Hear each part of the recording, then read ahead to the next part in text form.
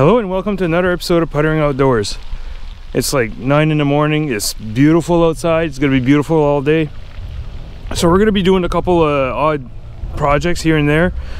The first one being is that our son comes here and he shoots pucks, and you know, his target's not always the best, so he misses the net and it goes out back in the woods. So what we want to do is trim down the bottom branches, the dead branches off the trees, so it's easier to go in the woods and find the pucks. And while we're cutting those down, Lisa's gonna take them and build a nice little fire outside. So we're gonna put you on a time lapse just to, you know, go through this real quick, and then after that we'll get on to the next thing. We cleared up a lot of the sticks and the lower branches. I didn't record much of it just because there's nothing to see much, but just to show you, we're gonna go for a little walk in here. And yeah, it's so much easier to pass in here now. I mean, I could still like get this one, but at least get the general area cleared up. Easier to walk in here. It's beautiful in here. It's a little hilly here, so the pucks don't go too far when he misses the net. You can see the top of the fence over there, how shattered it is just because of the amount of times that he missed the top crossbar and hit the top of the net there. So yeah, it's looking pretty good in here. I got quite a few dead trees in here that I got to take down someday.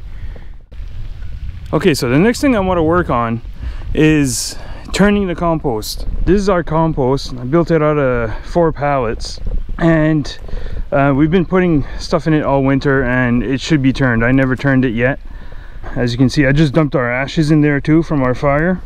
So basically this is just 4 pallets held together by some strapping. I got a strapping at, you know, a top, bottom, and one in the middle. So I just got, I think, 12 screws in total to remove, and the whole front will come off. And what I'm going to do to turn that, I'm not going to use the bucket, I'm going to use the pallet forks, just because, you know, when you lift up from the bottom, it's just going to like aerate it. It's going to loosen up all the material in there. Those pallet forks, by the way, it's one of the best implements to get for your front end loader. It's so versatile. You can carry brush with it, you can dig trenches with it. Like, you know, if you set your tines closest together, you can actually dig some trenches with it. Although it won't lift up a lot of material just because it falls over to the side, it does loosen up the material really good. I know for the trampoline, in order to secure it to the ground, we buried some 4x4 post bases, cement bases, and we tied ropes to them. And in order to bury those, I dug the holes with the pallet tines, and it works really good. It sure beats doing it with a shovel anyways. And especially in this ground here where there's a lot of rocks. These are some of the rocks that came out of the ground, sifting the ground here. Let me take out the front of the compost bin, and then we'll go in with the tines and start stirring stuff around to, you know, aerate the compost and make it decompose a lot faster.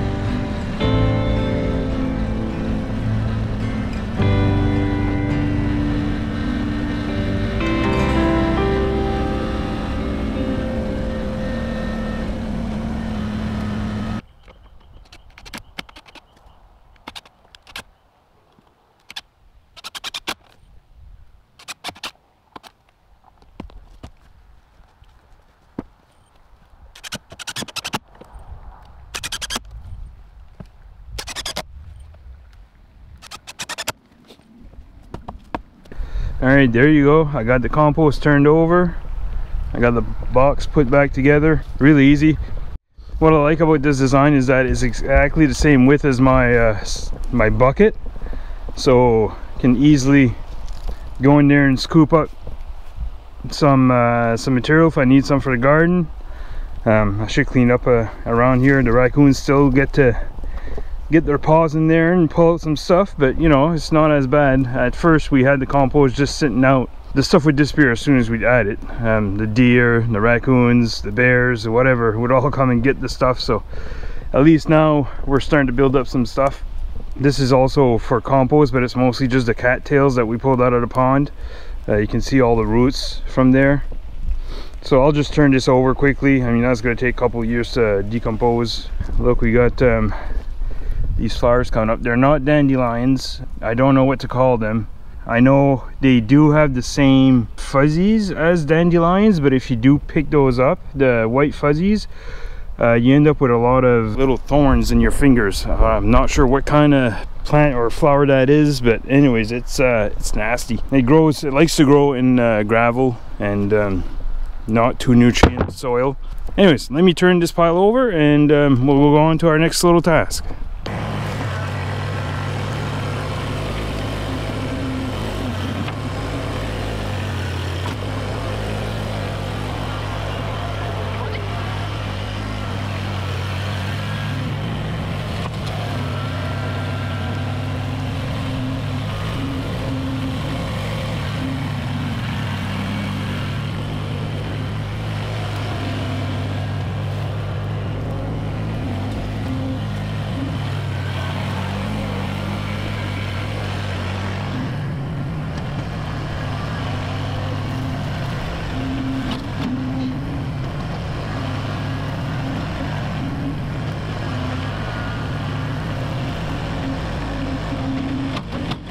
I don't know if you noticed this big chunk of ice here.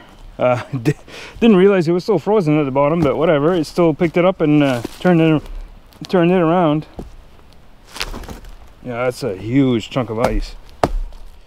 My neighbor and I, we cut down some trees that were laying on the power lines when we had that big windstorm at the beginning of winter, and we left some of the cut logs over there, so I want to go pick those up. And again, very good use of the pallet forks. I'll just load up the logs onto the pallet forks, and then I'll be able to carry them out back to my stockpile.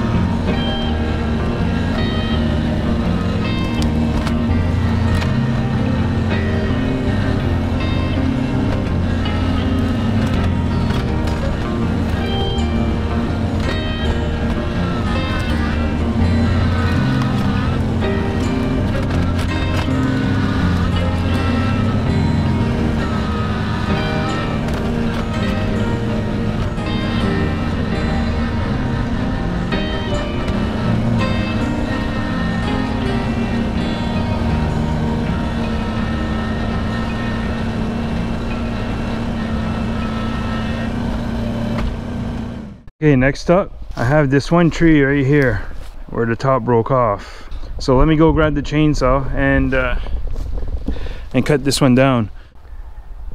Some rhubarb is coming up. Green onions are coming up as well.